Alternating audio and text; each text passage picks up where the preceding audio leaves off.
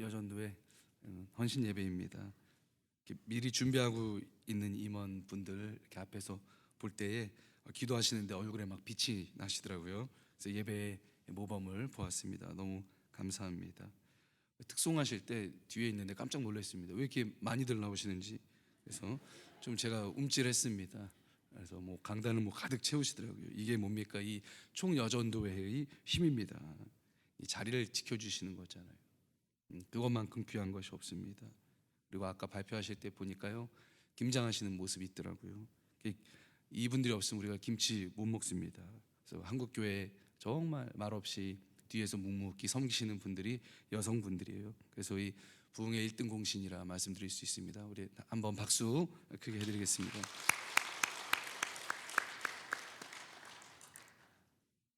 총 남전도 회원신 예배였으면 제가 남전도회를 칭찬했을 겁니다. 여자랑 몇 년 살다 보니까 여자랑 사는 법을 알겠더라고요. 올해는 우리 교회랑 성결교단의 110주년 맞이하는 기념비적인 해입니다.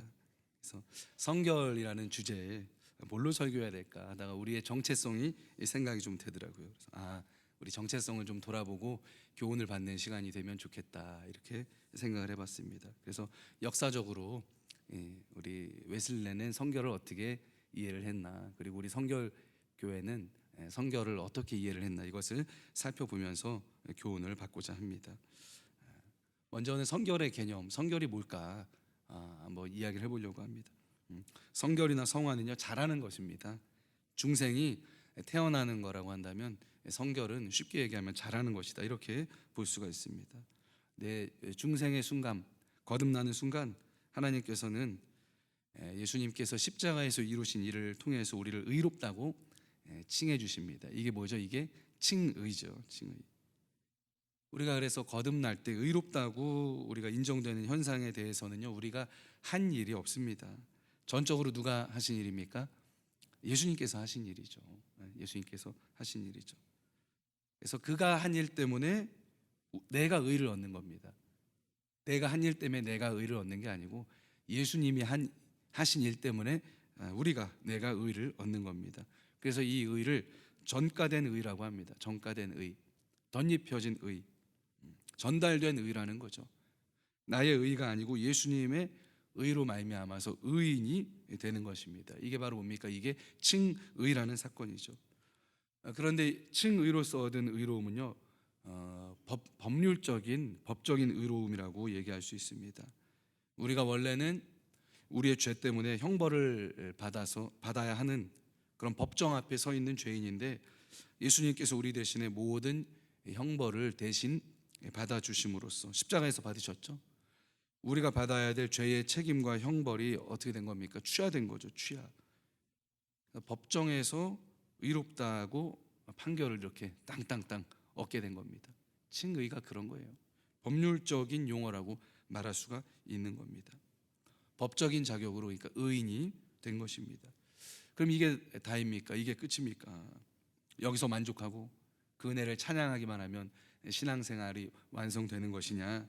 그게 아니라는 겁니다. 하나님께서는요, 그 정도로 만족하는 분이 아니라는 거죠.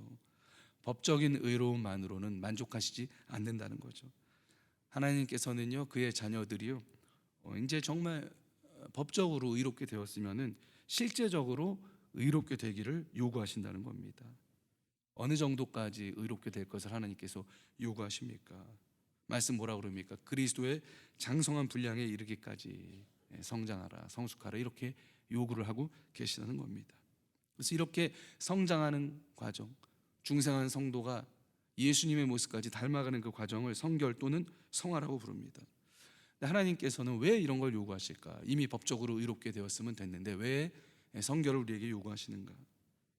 나의 기준에 부합해야 내가 너를 아들로 딸로 인정하겠다, 이런 얘기가 아닙니다. 하나님께서는요, 이미 법적인 아들, 딸로 우리를 인정하셨기 때문입니다. 여러분, 예수님 믿고 거듭난 순간 법적으로 하나님의 아들과 딸이 되었음을 믿으시기를 바랍니다. 우리는 지옥의 형벌에서도 그러면 어떻게 됐습니까? 면제된 겁니다. 법적으로 그렇게 된 거예요. 그럼 왜 그렇습니까? 왜 또 하나님이 거기에다가 성결해라, 거룩해라 요구하시는 겁니까? 우리가 법적인 아들, 딸뿐만이 아니고 실제적으로 하나님과 함께 동거하고 같이 살아가는 그러한 교제하는 아들, 딸이 되기를 원하시기 때문입니다. 우리가 만일 누군가를 입양해 놓고 평생 동안 교제하지 않고 격리하게 해놓고 지낸다면요, 그건 정말로 그 사람을 아들과 딸로 우리가 받아들인 게 아니죠. 진정으로 부모 된다는 건 뭡니까? 같은 집에서 동거동락하고 교제하면서 사는 겁니다. 그러니까 하나님은요, 거듭난 우리들과 동거동락하기를 원하신다는 겁니다. 그런데 문제는 뭡니까? 우리가 법적으로는 의롭다고 인정을 받았지만 실제 우리의 삶에 죄가 있고 우리 마음이 죄로 얼룩져 있고 삶의 열매가 의롭지 못하다면 거룩하신 하나님과 교제하는데 장애물이 있다는 것입니다. 성경은요, 거룩함이 없이는 아무도 주를 보지 못한다고 말씀하고 있습니다. 하나님은요, 여러분, 죄인을 부르시는 하나님입니다. 하지만 죄인을 부르신다고 해서 여전히 죄 가운데 그대로 있고 죄짓기를 즐겨하는 자와 어울리시는 하나님이 아니라는 것입니다. 하나님은 물론 죄인을 부르시지만 죄를 회개하고 깨끗하고 정결하게 되어 하나님의 뜻에 순종하는 자녀들과 함께 하심을 믿으시기를 바랍니다. 그러니까 하나님이 우리를 너무 사랑하셔서 그래서 거룩을 요구하시는 겁니다. 나와 함께 거하자, 사랑하는 아들아. 나와 함께 살자꾸나, 사랑하는 딸아. 이렇게 요구하시는 거예요. 그러니까 우리에게 거룩을 요청하시는 첫 번째 이유는 우리를 가까이 하고 싶어 하시는 하나님의 사랑입니다.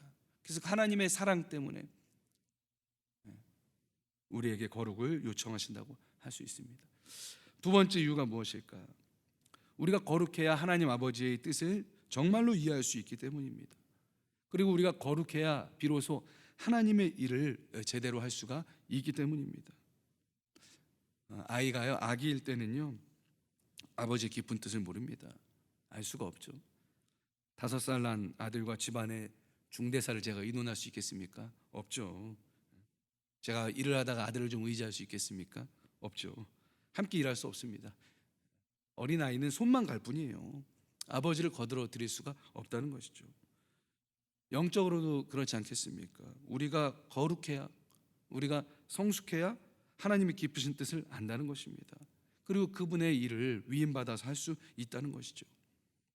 하나님이 누가 우리를 위해 갈고 내가 누구를 보냈고 하지 않으시겠습니까? 지금도 하나님 거룩한 일을 함께할 거룩한 이들을 찾고 계신 줄로 믿으시기를 바랍니다. 목사님, 저는 잘하기가 싫어요. 그냥 갓 태어난 어린아이 상태로 있고 싶습니다. 왜 그럴까요? 잘한다는 건 피곤한 일이거든요. 또 잘할수록 뭐가 부과됩니까? 책임이 부과됩니다. 재미있는 뽀로로나 실컷 보고, 먹고 싶을 때 먹고 자고 싶을 때 자고, 내 맘대로 살고 싶어요. 이런 성도들도, 이렇게 생각하는 성도님들이 뭐 우리 교회는 없지만 저쪽 교회는 있다고 합니다. 그냥 하나님, 나 천국 가게 구원만 시켜주시고 나 하고 싶은 것 실컷 적당히 하면서 죄도 좀 지으면서 살다가 구원받게 해주세요. 우리 중앙교회는 이런 분 없는 줄로 믿습니다. 솔직히 이렇게 생각하면 편할 것 같은데 사도 바울이 이렇게 얌체같이 생각하는 한국교회 성도들을 겨냥해서 2000년 전에 이런 편지를 썼습니다. 에베소서 4장 13절부터 15절입니다. 우리가 다 하나님의 아들을 믿는 것과 아는 일에 하나가 되어 온전한 사람을 이루어 그리스도의 장성한 분량이 충만한 데까지 이르리니 이는 우리가 이제부터 어린 아이가 되지 아니하여 사람의 속임수와 간사한 유혹에 빠져 온갖 교훈의 풍조에 밀려 요동하지 않게 하려 함이라. 오직 사랑 안에서 참된 것을 하여 범사에 그에게까지 자랄지라. 그는 머리니 곧 그리스도라. 사도 바울이 2000년 후에 있을 한국교회 성도들을 안 것 같아요. 그래서 미리 2000년 후를 예상하고 써놓았습니다. 오직 사랑 안에서 참된 것을 하여 범사에 그에게까지 자랄지라. 그는 머리니 곧 그리스도라. 사랑하는 성도 여러분, 우리가 예수님 안에서 거듭나서 중생했다면 반드시 자라야 할 줄로 믿으시기를 바랍니다. 그것이 우리를 구원하신 하나님의 뜻입니다. 그러면 어떻게 이 성결에 이릅니까? 어떻게 이 성화에 이룰 수가 있습니까? 이에 대한 해석이 달랐습니다. 루터, 칼빈 달랐기 때문에 지금의 성결파 그 중에 하나인 성결교회, 즉 우리 교회가 생겨났다는 겁니다. 그래서 웨슬레의 성결 이해에 대해서 간략하게 살펴보겠습니다. 마틴 루터는요, 로마 가톨릭의 공로 구원에 반대해서 믿음으로 의롭게 얻는다, 평생 이걸 가지고 싸웠습니다. 그래서 층의 교리는 잘 세우고 강조했지만 성결의 교리는 강조하지를 못했습니다. 왜냐하면 가톨릭의 공로 규원 교리에 맞서 갖고 일생을 싸웠기 때문에 상대적으로 성결 교리는 강조하지 못했을 것 같습니다. 칼빈은 성화를 강조했습니다. 그런데 칼빈은 인간의 한계 때문에 이 세상에서는 온전한 성화가 이루어질 수 없다. 죽을 때 또는 죽음 이후에 이루어진다, 이렇게 봤습니다. 이에 비해서 웨슬레는요, 성결이 이 세상에서도 이루어질 수 있다고 봤습니다. 그리고 모든 신자들이 이것을 추구해야 할 의무가 있다, 이렇게 주장했습니다. 좀 다르죠? 다릅니다. 웨슬레는 거듭난 신자 안에 두 본성이 있다고 그랬어요. 새 본성과 옛 본성. 새 본성은요, 하나님을 알 수 있고 선을 행할 수 있는 본성이, 양자된 본성이 주어진다고 봤습니다. 반면에 옛 본성이 뭡니까? 우리를 죄짓게 하는 본성인데 우리가 거듭났다고 하더라도 완전히 사라지지 않고 남아있다고 본 거예요. 이걸 뭐라고 그럽니까? 잔여죄로 보고 원죄라고도 보고 부패성이라고 봤던 겁니다. 그래서 우리가 왜 거듭났는데 또 죄를 짓게 됩니까? 왜 자녀된 자들이 죄를 짓게 됩니까? 바로 이 부패성 때문입니다. 죄악의 쓴뿌리가 남아있기 때문에 계속해서 죄를 짓게 만드는 겁니다. 유혹에 넘어지게 하는 것입니다. 따라서 웨슬레는 어떻게 봤냐면, 신자가 죄를 짓지 않기 위해서는 원인을 제거해야 된다. 원인. 현상만 제거하는 걸로는 부족하다. 이 부패성의 원인을 제거해야 된다는 거예요. 죄 짓게 만드는 뿌리를 완전히 제거해야 된다고 본 것입니다. 그 일이 어떻게 이루어집니까? 산속에 들어가서 돌을 닦고 수행해야 됩니까? 10년 수행하면 중생, 20년 수행하면 성결, 30년 수행하면 기독자 완전. 이게 아니라는 거죠. 웨슬레는요, 이 문제를 구원론적으로 접근을 했습니다. 성도가 중생을 받을 때 은혜와 믿음을 통해서 죄를 용서받고 성령의 역사로 순간적으로 중생하듯이 성결도 은혜와 믿음으로 받는 것이라고 봤습니다. 누구에 의해서? 성령의 역사에 의해서. 이걸 성령 세례라고 했습니다. 점진적인 거룩의 과정 가운데 있는 성도에게 한순간의 은혜로 이루어진다고 본 거예요. 근데 그렇다고 해서 좀 개념적으로 정리해야 될 필요가 있는 게, 중생처럼 단 한 번만 일어나는 사건으로 본 것은 아닙니다. 점진적으로 거룩하게 살려고 애쓰는 과정 가운데 있는 성도에게 성령에 의해서 주어지는 은혜로 본 겁니다. 순간적으로 죄에 대해서 승리할 수 있고 이길 수 있는 상태로 변화시켜 주시는 그러한 하나님의 은혜라고 봤던 거죠. 그러니까 성령께서 하시는 일이라는 면에서 비슷하다고 봤다는 것입니다. 이 성결을 체험하고 나면 어떻게 됩니까? 소극적인 면에서는 거듭난 신자 안에 아직도 남아있던 죄성과 옛본성, 그 원죄에서 정결함을 얻게 됩니다. 이것이 내적 성결입니다. 적극적인 면은 뭡니까? 사랑의 충만을 얻게 된다는 거예요. 한 마음으로 하나님을 사랑하고 이웃을 사랑하게 된다는 것입니다. 이것이 바로 외적 성결, 즉 열매입니다. 열매 맺는 것입니다. 외적 성결, 사랑이죠. 그래서 정결함과 충만함, 정결함은 죄를 이기는 정결함이죠. 충만함은 사랑을 행할 수 있는 충만함이죠. 이것을 통해서 하나님의 잃어버린 형상을 다시 이루게 된다. 그게 성결이고 그 상태를 그리스도인의 완전이라고 보았다는 것입니다. 그래서 성결한 그리스도인은 사랑의 힘으로 인해서 유혹을 이기고 죄를 짓지 않을 수 있다고 본 거예요. 죄의 유혹이 아예 없다거나 죄를 못 짓는 상태가 아니라는 겁니다. 죄를 이기고 짓지 않을 수 있다, 이렇게 본 거죠.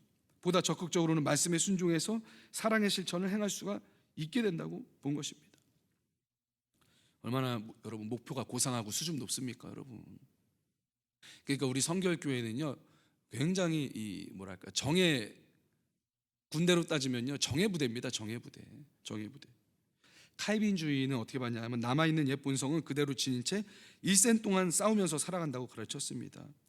비록 신자가 새 본성에 의해 새 사람 됐지만 옛 본성 남아있으며 그 옛 본성은 죽을 때까지 해결하지 못한다고 봤어요. 그래서 그냥 옛 본성을 억누르면서 살아가는 것, 이기면서 살아가는 게 신자의 삶이라고 봤습니다. 이게 뭐예요? 칼빈이 얘기한 점진적 성화론이죠. 인간의 죄성에 대해서, 현실에 대해서 굉장히 좀 무거운 해석을 했다, 이렇게 볼 수가 있는 겁니다. 반면에 웨슬리는요, 신자의 이 살아있을 때 생전의 성결이 가능하다고 봤던 거죠. 긍정적인, 좀 낙관적인 해석이죠. 점진적인 성화의 과정 가운데 순간적으로 그렇게 은혜를 받아서 성결해지는 사건이 있다, 이렇게 가르쳤다는 것입니다. 그러니까 아직도 남아있는 옛 본성을 하나님의 은혜와 십자가의 능력으로 일부가 아니고 전부를 변화시킬 수 있다, 이렇게 봤다는 거죠. 성령을 통해서 정결케 하는 은혜의 사건이다. 그래서 2차적 은혜, 이렇게도 웨슬리가 이야기하기도 했습니다.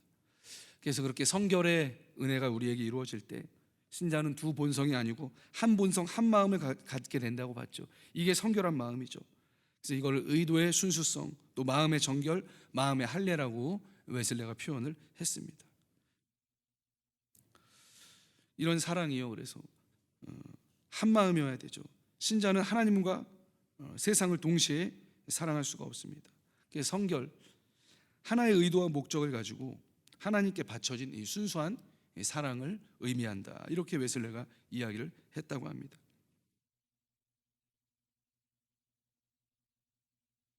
그래서 이러한 사랑이 성령의 선물로, 은사로서 신자에게 주어지기 때문에 하나님의 은혜의 선물이다. 또 순간적으로 일어나기 때문에 하나의 사건이다.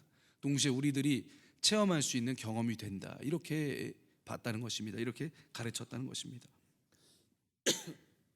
이 웨슬레의 성결에 대한 오해가 있습니다.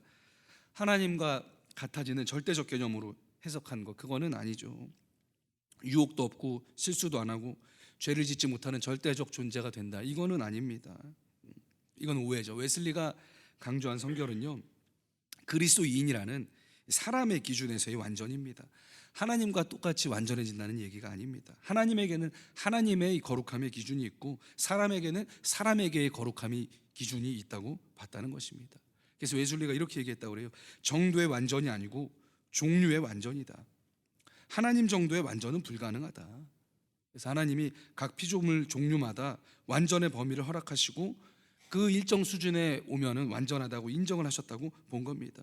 그래서 웨슬리가 생각한 그리스도인의 완전이란 하나님을 사랑하고 이웃을 사랑하는 사랑의 충만의 상태로 봤다는 거예요. 그리고 죄를 이기는 상태로 봤다는 것입니다. 그래서 하나님처럼 완전 무결한 상태가 아니고 사랑이 충만하여 사랑의 열매를 맺는 상태, 그리고 고의적으로 알면서도 죄를 짓지 않는 상태, 그러한 상태에 이르면 성결하다, 그리스도인의 완전히 이루었다, 이렇게 봤다는 것입니다. 그럼 성결교회는 이 웨슬리의 이해를 어떻게 받아들였습니까? 기본적으로 비슷하게 받아들였다고 보시면 됩니다. 중생 이후에 믿음에 의해서 순간적으로 이루어지는 성령 세례를 통해서 성결해진다. 이 성결의 은혜를 받으면 원죄의 부패성에서 정결하게 된다. 하나님의 사역을 할 수 있는 능력을 받는 것으로 봤습니다. 웨슬리가 한 이해랑 거의 비슷하게 봤다고 보면 된다는 거죠. 그래서 우리 교단 헌법에는요, 웨슬리가 주장하던 성결의 도리를 그대로 전하려는 사명 하에서라고 성결교회의 사명을 이야기하고 있습니다. 그래서 중생 이후에 남아있는 죄성, 죄악의 쓴뿌리인 부패성의 제거가 성령의 온전한 역사, 성령 세례로 가능하다고 믿었다는 겁니다. 성령 충만인 거죠. 똑같이 본 겁니다. 부패성은 이 성결교단이 얘기하는 것입니다. 부패성은 죄악의 쓴뿌리이기 때문에 십자가 공로로 용서받았다고 할지라도 부패성이 남아있는 한 인간은 또다시 죄에 빠질 수밖에 없다. 그래서 중생 이후에도 신자들이 영과 육의 갈등을 느끼게 되는 것이다. 이 남아있는 죄악의 세력, 이걸 잔여죄로 본 겁니다. 그래서 신자의 삶은 뭡니까? 이 성경이 강조하는 것이 영육의 갈등이 아니고 성령으로 인한 이 죄에 대한 승리라고 믿었다는 것입니다. 그러니까 정통 칼빈주의자들은요, 잔여죄가 세상에서 극복할 수 없는 것으로 봤죠. 그래서 신자의 삶이란 이 영육 간의 갈등이 당연한 거다, 이게 연속되는 거다, 이렇게 받아들였다는 겁니다. 그런데 반면 성결교회는 이 영육의 갈등이 아니고 성령으로 인해서 승리하는 데까지 도달하는 것이 하나님의 이 선하신 뜻이다, 이렇게 보았다는 것입니다. 얼마나 이 수준 높습니까, 여러분? 얼마나 낙관적이고 긍정적입니까? 인간에 대한 긍정적인 생각이 아닙니다. 하나님의 은총과 하나님의 능력에 대한 긍정이었음을 여러분 믿으시기를 바랍니다. 그럼 성결교회가 죄에 대해서 가볍게 생각했습니까? 그건 아닙니다. 죄에 대해서 너무나 무겁게 생각을 했기 때문에 죄에서 승리하는 거룩을 그토록 갈망했다는 것입니다. 죄의 뿌리를 제거하는 하나님의 역사가 인간의 살아생전에 반드시 필요하다고 본 거죠.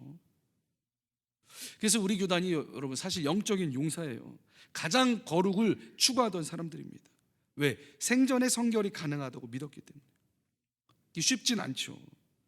이 담임 목사님께서도 월삭 때 말씀하셨죠. 성결 교회는 이름이 성결이기 때문에 많은 이들이 부담을 느꼈을 법한 이름이다. 맞죠? 교리대로 하면 우리는 영적 최정예입니다, 여러분. 숫자로 승부하는 사람들이 아니죠. 우리는 거룩으로 승부하는 사람들. 여러분 영적 기도원 300 용사인 줄로 믿으시기를 바랍니다. 그래서 성결은요, 성령의 역사로 임하는 것이기 때문에 인간의 힘으로 되는 것이 아닙니다. 본질적으로 하나님의 역사입니다. 초자연적인 역사입니다. 성령의 체험이죠. 그래서 이 성결 교단이 부흥 운동과 함께 발전을 한 겁니다. 그래서 성결 교단도 초기에 부흥회와 함께 발전했지 않습니까? 원래 순복음보다 더 뜨거웠던 게 우리 교단입니다. 뜨거움의 원조는요, 이 성결 운동이에요. 성결 교회입니다. 왜? 2차적인 은혜인 이 성결을 성령님의 역사에 의해서 체험해야 되기 때문에 막 모여서 뜨겁게 은혜를 간구한 겁니다. 성령 충만을 받아야 성결에 이룰 수 있게 되기 때문에 이 성령의 충만을 받기 위해서 함께 모여서 부르짖어서 죄를 이길 수 있는 성결의 은혜를 구했다는 거죠. 여러분 얼마나 멋있습니까? 이 신앙이 얼마나 순수하고 순박합니까? 얼마나 은혜를 사모하는 그러한 믿음입니까? 그래서 이 선물이기 때문에 순간적으로 받는 거기 때문에 성화보다는 성결이라는 용어를 우리 교단에서 더 많이 사용을 했던 겁니다. 순간적으로 주어진 하나님의 은총이다. 제자훈련 프로그램 같은 게 아니라는 거예요. 그렇게 봤다는 겁니다. 물론 이런 걸 강조하다 보니까 사상적으로 보면 약점도 있었습니다. 성결이 순간적으로 부어지는 은혜이다 보니 인간의 의지를 통해서 지속적으로 훈련하고 교육하고 성숙시키는 훈련 그런 프로그램이 상대적으로 약화될 수도 있었다고 이제 평가를 하더라고요. 논리적으로 이제 그렇다는 거죠. 그런데 신앙의 성장이나 성숙을 무시한 게 아닙니다. 이 체험 이후에 이 성결을 유지하기 위해서 거룩한 생활을 하는 것을 매우 중요하게 여겼다는 겁니다. 우리가 여러분 이러한 성결 교단에 속해 있음을 자랑스럽게 여기시기를 바라겠습니다. 그래서 우리의 목표는요, 성결이에요. 성결입니다. 얼마나 좋습니까? 부흥사님이 이런 얘기를 하셨죠. 호랑이를 그리려고 해야 뭐라도 그립니까? 고양이라도 그린다는 거죠. 처음부터 고양이를 그리려고 하면 쥐밖에 못 그립니다. 우리의 목표는 성결입니다, 여러분. 성결입니다. 성결의 목표를 두시는 저와 여러분 되시기를 바라겠습니다. 제가 이러한 이제 성결교회의 성결론을 조금 공부한 후에 이에 비추어서 요한복음 15장 오늘 본문 말씀을 한번 해석해 봤습니다. 그러면서 우리의 과제에 대해서 생각해 봤습니다. 그래서 나누려고 합니다. 요한복음 15장 1절에 보니까 나는 포도나무요 너희는 가지라. 나는 참 포도나무요 내 아버지는 농부라. 이렇게 얘기하고 있죠. 농부가 하는 일은 뭡니까? 심고 자라는 거죠. 가지의 운명을 결정짓죠. 나무가 하는 일은 뭡니까? 가지가 열매 맺게 합니다. 가지가 살아있게 합니다. 그러니까 예수님이 포도나무고 우리 보고 가지라는 거예요. 근데 예수님이 왜 하필 포도나무와 가지로 비유하셨을까? 왜냐하면 포도나무 가지는요, 제가 새벽에도 말씀드렸지만 열매가 존재의 이유입니다. 포도나무에 붙어있는 가지는요, 목재로 쓸 수가 없습니다.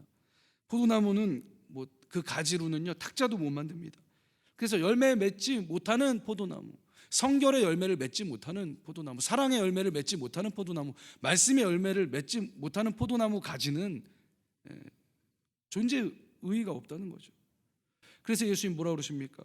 물은 내게 붙어 있어 열매를 맺지 아니하는 가지는 아버지께서 그것을 제거해 버리시고 물은 열매를 맺는 가지는 더 열매를 맺게 하려 하여 그것을 깨끗하게 하시느니라. 예수님이 이렇게 말씀하셨어요. 내게 붙어 있는데 열매 맺지 않는 가지는 아버지께서 제거해 버리신다. 무섭지 않습니까, 여러분? 예수님께 붙어 있다는 거 어떻게 해석해야 될까요? 중생했는데 열매를 맺지 못하는 자, 중생했는데 사랑의 열매가 나타나지 않는 자. 여러분 이거 굉장히 모순되지 않습니까? 어떻게 주님께 붙어 있는데 열매가 없을 수가 있습니까? 진짜 여러분 새롭게 거듭난 자는 반드시 열매 맺는 줄로 믿으시기를 바랍니다. 붙어 있는데 열매 맺지 않는 가지는요, 진짜 붙어 있는 게 아닙니다. 진짜 중생한 게 아니라는 거죠. 그런 가지는 가지치기 하신다는 겁니다. 열매 맺는 가지는 더 열매를 맺게 하려 하여 그것을 깨끗하게 하신다.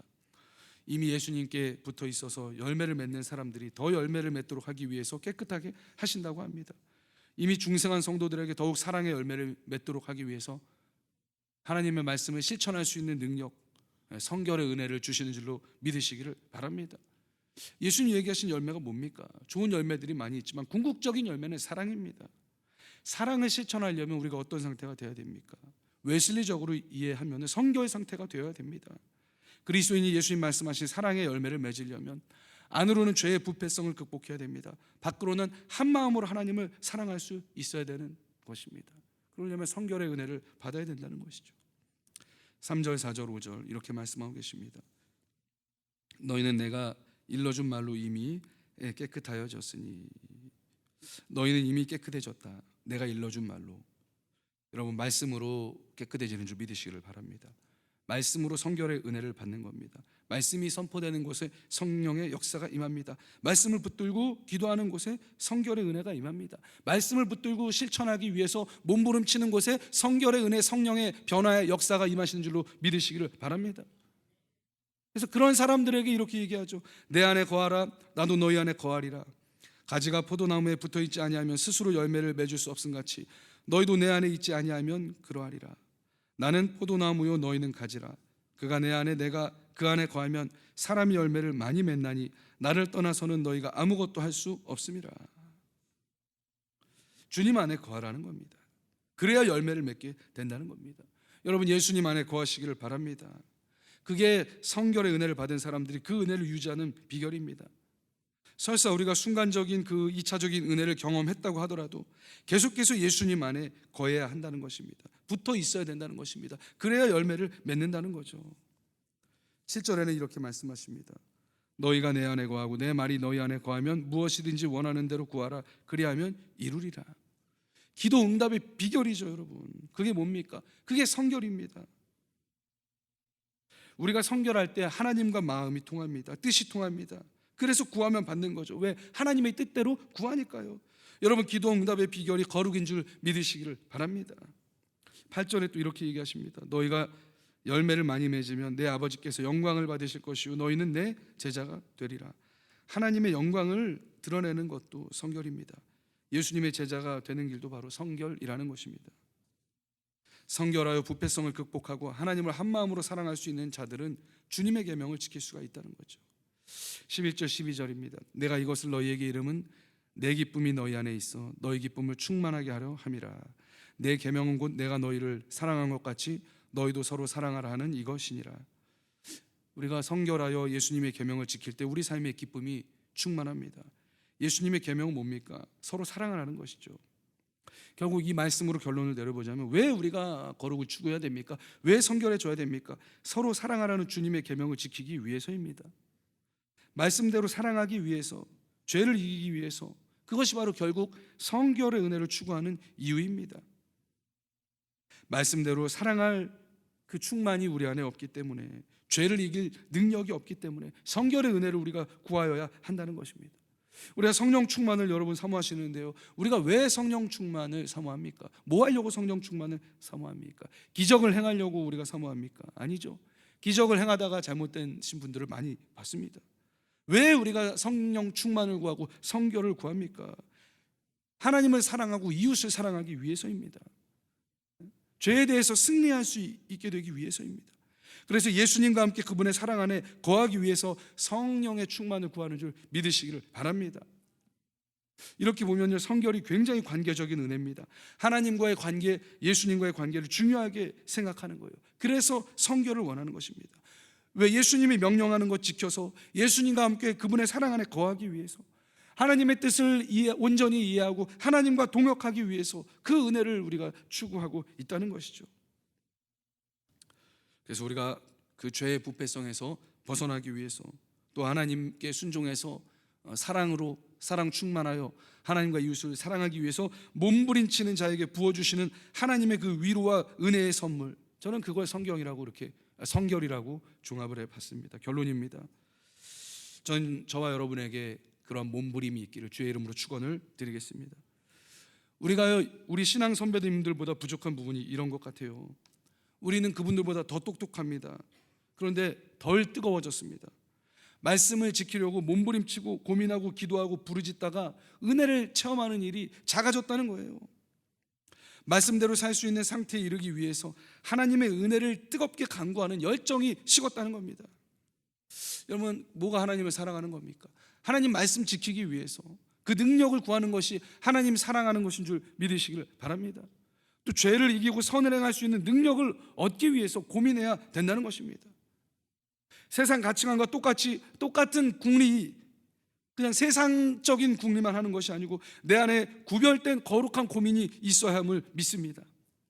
어떻게 하면 말씀에 순종할 수 있는 상태가 될까? 어떻게 하면 내가 죄의 부패성을 이길 수 있을까? 어떻게 하면 내 마음이 영원히 사랑이 충만하게 될까? 이러한 거룩한 목표에 대해서 관심을 가져야 한다는 것입니다. 그래서 여러분, 세상이라는 전쟁터로 나가서 죄와 싸워서 이길 수 있는 무기를 구하는 비장한 각오로 우리는 우리의 성결을 구해야 한다는 것입니다. 뜨거움과 비장함이 있는 마음으로 여러분, 말씀대로 살기를 소원하시기를 바랍니다. 우리는 그냥 안 된다, 적당히 죄랑 타협하면서 가끔은 넘어지면서 살아야 된다, 그게 우리 운명이다, 이렇게 가르치지 않았다는 거예요. 하나님이 은혜 주시면 우리가 말씀에 순종할 수 있다, 승리할 수 있다, 사랑의 열매를 맺을 수 있다. 여러분, 이런 거룩한 야심을 가지시기를 바랍니다. 그 은혜를 사모하자는 거예요. 얼마나 순수합니까? 얼마나 이 은혜를 향한 갈망입니까? 성결의 은혜를 받기로 결단하시기를 바랍니다. 그리스도인의 완전에 이르도록 기도하시기를 바랍니다. 사모하시기 바랍니다. 우리 힘으로 되는 게 아닙니다. 위로부터 능력이 임해야 하는 것이기 때문에 구하시기 바랍니다. 그래서 이 성결은요, 인본적인 것이 아닙니다. 하나님께 겸손히 엎드리는 거예요. 우리를 성결하게 하는 성령의 체험을 사모하시기를 바랍니다. 아울러 부단히도 우리 자신의 모습을 갈고 닦는 성장과 성숙에도 애쓰는 우리 모습이 있어야 할 것입니다. 온고지신 우리의 정통신학이 가지고 있는 성결의 장점도 살리고 우리의 약점도 보완하자는 것입니다. 월삭대 담임 목사님께서 성도에게는 거룩이 곧 능력이라고 말씀하셨습니다.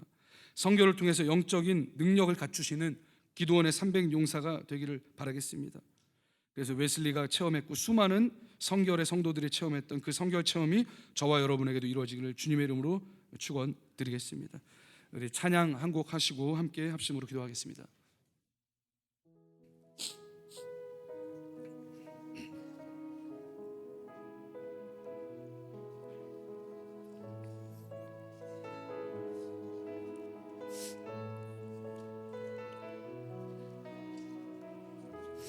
예수님 목마릅니다.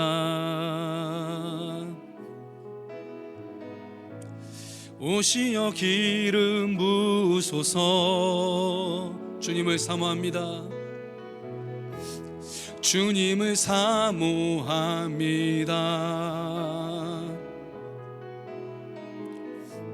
오셔서 채워주소서.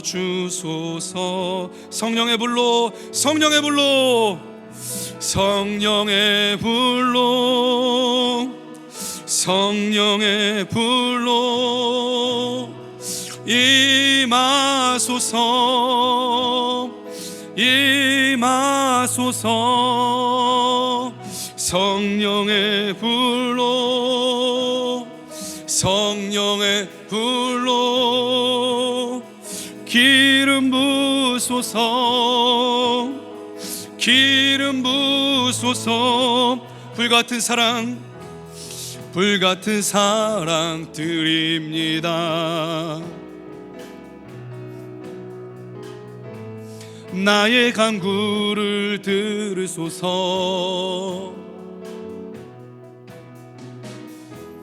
이 세상 어느 것보다